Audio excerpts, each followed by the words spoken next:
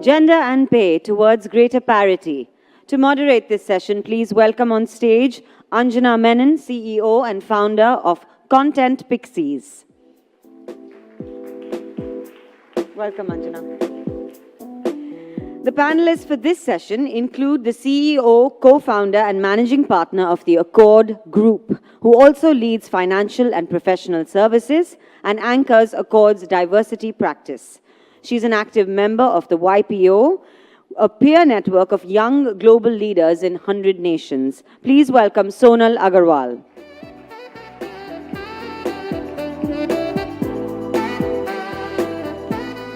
Next up, someone who is responsible for the overall business operations and product development activities for Adobe Systems India. He leads R&D initiatives across global centers focused on innovation and product development in the creative marketing and document cloud business lines. He is Shanmugh Natarajan.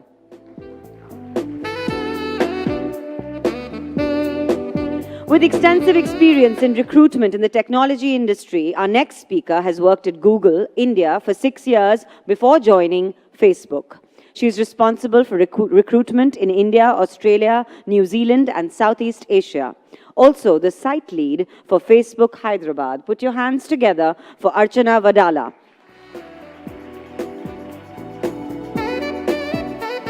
And our final panelist for this session is the CEO and Managing Director of Mindtree, a global information technology consulting firm.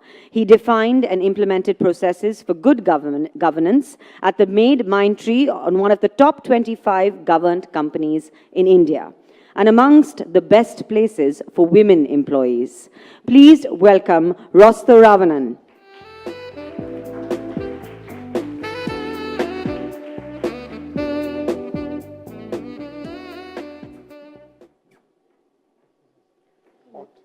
Thank you all for joining me. Sonal, I'm going to start with you women first. You're in the business of hiring. And a lot of the gender discrimination is built into the hiring process with the kind of questions we ask. Are you single? Are you married? Can you travel? How do you minimize this? And is it really practically possible to minimize this? Isn't this the demand that companies make when they tell you, hire for us? We need to find out all of these things about this woman that you're going to hire. So I'm going to say that in 25 years of executive search, we've never been told that I want to find a woman for the job because she's cheaper or anything like that. People are aware of diversity numbers, so they talk about increasing women into their teams. But for the most part, they don't see the gender pay gap at all. What you're talking about in terms of inbuilt discrimination absolutely exists. We do in India certainly ask about, we ask personal questions about family situations and ability to travel because of the assumptions we make. However, in most countries or in many countries, developing countries, you're not actually allowed to ask these questions. And if you do, you get sued almost immediately.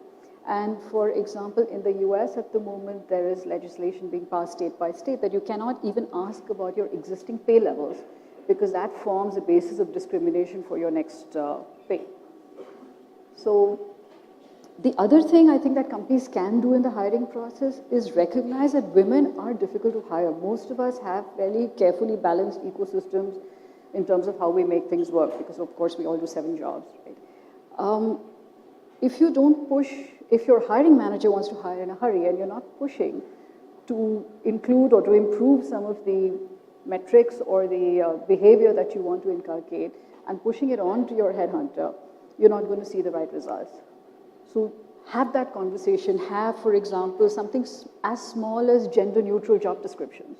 That just doesn't exist today.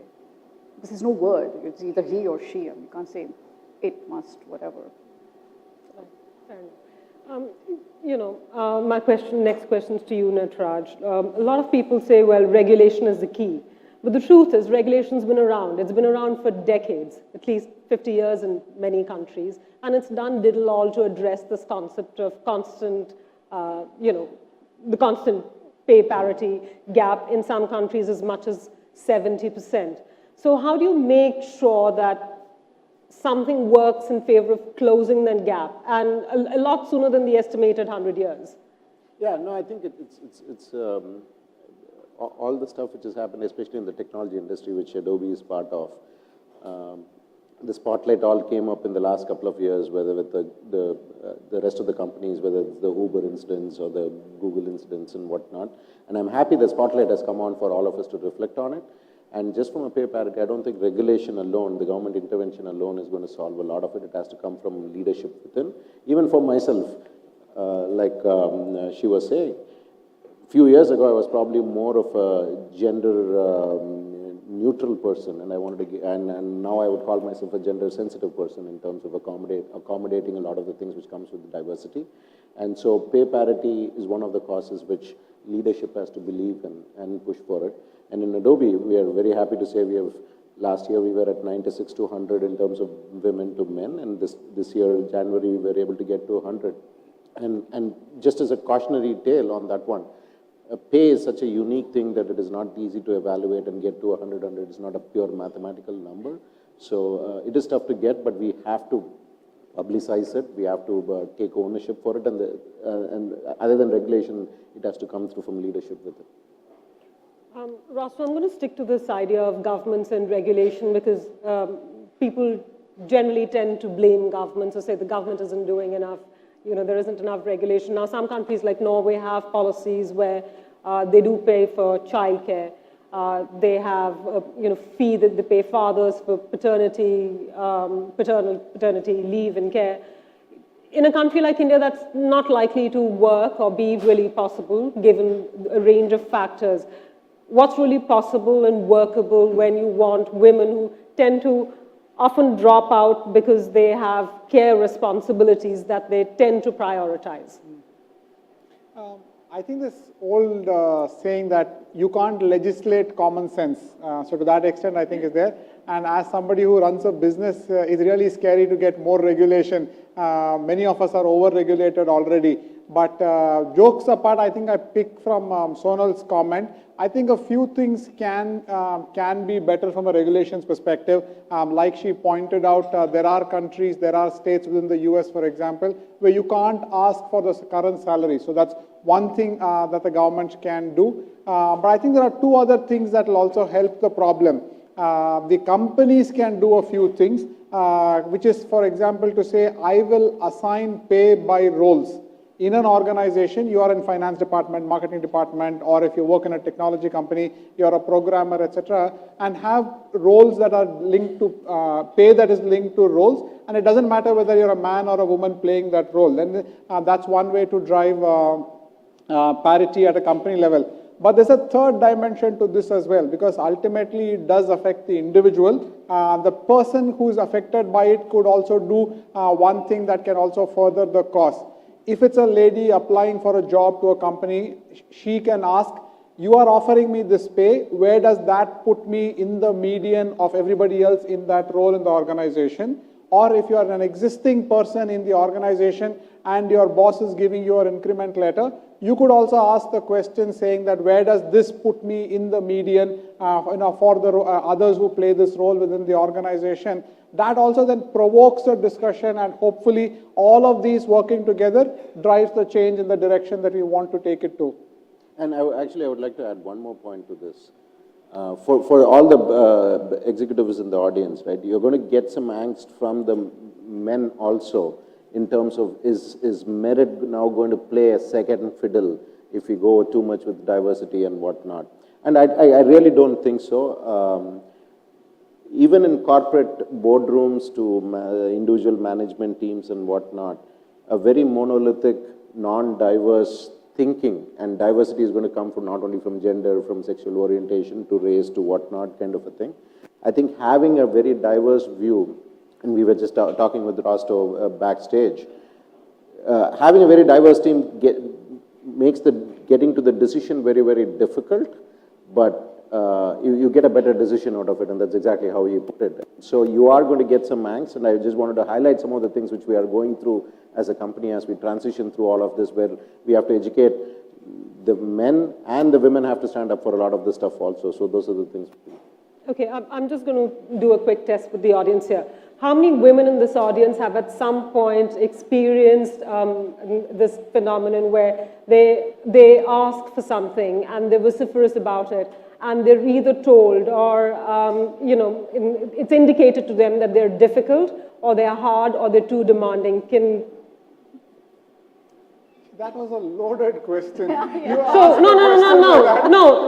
this is just, so this is taking off from what you have to say, Aristo, because my next question to you is this, Archana. A lot of women hesitate to ask. They may say, give me a better job, but when it comes to say, hey, can you pay me a little more for the job? They hesitate. What's a great way of asking this? Because you're in HR and you're negotiating this all the time, without being told you're pushy, you're difficult, you're miserable, because it's a label. And, a lot of people are better off without it. Men are never told the same, by the way. Oh, that's... No. Often they're told he knows his mind. A woman is pushy. Absolutely. A few years ago when I was negotiating an offer, I was actually not negotiating. I was really happy with what came my way. And then before I just signed up, I asked 4 of my mentors. All of them asked me to negotiate. And guess what? I negotiated, got a better offer, right? And I think the question is, if you're not sure and if you think it's not fair, as a potential employee or as a candidate, don't take it. Ask for it. If you don't know how to ask for help. I would say ask for Rajan this morning made a point about sponsor, right? Find a sponsor, find a mentor, find a coach, but find your voice more importantly. And the other thing that I would say is don't be intimidated if somebody calls you pushy, right? And that's fine. It's they calling their perception. Don't be intimidated. As far as companies are concerned, the way I would think about it is, at Facebook, we do a lot of work around managing your bias. And we train our employees. And this training is actually available externally if you want to kind of take a look at it. We launched it externally a couple of years ago. And we say that it's okay if you have a bias, but let's talk about how do we manage that, and minimize the bias. And as companies, we should be more accepting of that, and not judge women for that, right? So I would say there is both, to Rosto's point, what should we do as candidates, but also what should we do as companies. But there is work to be done on both ways. Yeah. Sonal, what's your take on that? I'm going to say that, is this on? I'm going to say that there's no issue. If you're labeled pushy, so be it. Yeah. It's a good thing to be pushy. But one of the things we say, we've talked about governments, we've talked about the companies, etc. But the biggest beneficiary of this is women, and they should take the onus for this. So one is know what you want, where you want to end up, and it's perfectly okay to take decisions based on work-life balance. That's fine. But benchmark yourself correctly, get the data, as you said, both internally or both formally, you said, okay, where am I in the sort of median, etc., and informally at the lunch table. If you're not having lunch with the rest of the group and you don't know what they're getting paid, you're losing access to very valuable information. Then the other big thing is control the narrative. Don't make it about flexibility and how much time you need off and what privileges you need. Make the conversation about the outcomes. And if you are able to do that, and the biggest thing, and we had anecdotal information at dinner yesterday saying that a lot of managers just don't see the bias. So unless you actually get up there and ask, they don't even realize sometimes, to be fair to a lot of managers out there. So ask. So they'll say no, big deal. And if somebody accuses you of being pushy, push back to that extent and says, by you calling me pushy or actually whatever, not giving me a chance to express myself or answer my question, I didn't ask you for a label for me, I asked you for data. So why are you giving me a different answer than the question that I asked for? So push back. Have a little powwow. Have a little powwow, absolutely. Nataraj, a lot of the debates around gender parity happen in forums like this with people like us. A certain, amount of privilege, education, resources, ability to ask questions. But a lot of the discrimination is happening at the grassroots level where women, be they farm labor or in the, unorganized sector, often don't get paid or get paid very little, aside of, say, an odd government scheme like Manrega. So what is the solution for people like that, who don't really have a voice, who are up against patriarchy and a lot of other societal issues, and still have to work? No, I think it's unfortunately, it's going to be even multiple decades of having to fix that.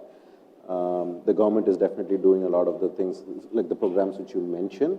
I think education is an important thing, and then role models for them, to see what are the things which can be done, whether at the local level, the village level, the town level, and whatnot, which they can get inspired by, and move out of that particular way of thinking. And I think corporate social responsibility, I think as corporate citizens, we can also get involved in some of those levels to educate. And Adobe, given that creativity and education is a key theme for us, we always go for the women and the girl children in the villages and whatnot. But one other thing which I will add, I don't think it is the much closer problem even for, I'll take what you would consider a technology company like Adobe and probably even a progressive company like Adobe in Silicon Valley. And I would like for all of the women here and the executives here to think through this. I find a lot of senior VPs and executives in the US of Indian origin, of US and whatnot, standing up and contributing back to the cause of pay parity or women and whatnot much more easily. I'm able to get them to participate in a women shadow executive program or a lean in circles program and whatnot. But it is tougher for me here in India to get some of my senior leaders to come in and participate because they feel like, why can't we have other men in there? Why is it not gender neutral and whatnot? There's so many more things. So I would love for them to stand up more for their causes here also. So that is another thing which comes across immediately. I don't even have to go to the villages. So, so this is another area for all of you guys to think about. One more thing to add, both on this panel and this audience, since men are the minority, let me also to some extent stand up for the men as well. I don't think you'll find 100-0 of all the men who are all discriminatory or just behave badly or whatever. So even within those kind of social structures, I'm sure there'll be a few men within those who are a little bit more progressive, who are more fair, etc. So for women in those sections, could identify, appeal, co-opt those men, and then start making them your ambassadors or your representatives, and help that find a solution. The second is, to some extent, like many other social causes have shown, collective action is always a great way to get any kind of unfairness corrected. So if 20 men are in that group, whatever that group is, and there is unfairness, if all 20 get together, it's a lot easier then to address the problem than any one or two getting together. Don't feel scared again of trying to get together and raise your voice. So the whole point that I wanted to also make was to say, when you notice something that's unfair, keeping quiet about it just perpetuates it. Martin Luther King, everybody said that from the beginning, right? The worst mistakes happen when good people keep quiet. So if you notice something that's unfair, you also have, collectively have the obligation to raise the voice as well. I have a follow-up question on that, because there's a whole bunch of experts, parity experts, who say, well, the problem is just this, that it's become a debate led by emotion. Companies understand numbers, they understand their bottom line, make this about a business case. I think that's a rabbit hole that, my advice to all the women, it's a rabbit hole that you shouldn't chase at all. So what if it's emotional? It is emotional. I mean, for Steve Jobs, designing that phone was emotional. For Mahatma Gandhi to get independence for India was emotional. Sometimes some issues are emotional. Face it. Why do you want to accept a label that the other side in this equation wants to give you? So if it is emotional, so be it. Let it be emotional. What is wrong in being emotional? Why do corporates want to increase their gender diversity? It's because you are missing a perspective. The corporate is becoming overly numbers driven, overly quarterly reporting driven, etc., and they are missing a few dimensions. Why are progressive companies wanting to increase that diversity? So you can get that other view which you are missing now. So if it is emotional, so be it. There's nothing wrong in being emotional. No great achievement by anybody ever happened if they were not emotional about that particular topic. So speak up in collective action. That's all we have time for. I'd like to thank each of the panelists for taking the time out for this today. Thank you. Great to be here. Thank you.